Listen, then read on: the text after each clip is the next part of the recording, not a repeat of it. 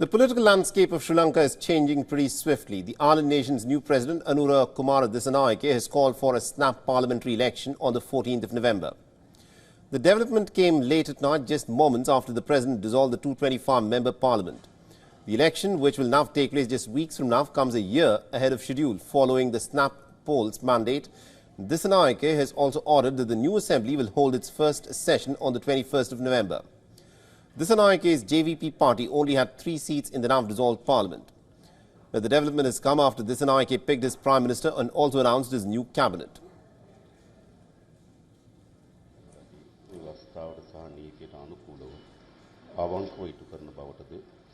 Now, Harini Amarasuriya has been chosen for the Prime Minister's job. It is after 24 long years that Sri Lanka has a woman Prime Minister.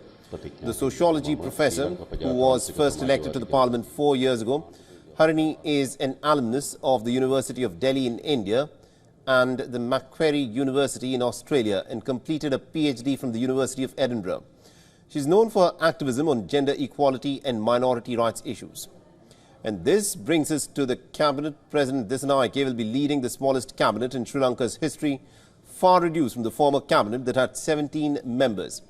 Now, since JVP only had about 3 lawmakers in the parliament till it was dissolved, all portfolios had to be divided amongst the elected lawmakers, and this includes the president himself, the prime minister, and also 1 more lawmaker, that is Vijayta Herath. However, it remains to be seen if voters grant greater representation to the JVP-led NPP alliance in the upcoming snap polls. Should that happen, Dissanayake will be able to further allocate portfolios to leaders that won the 14th of November election.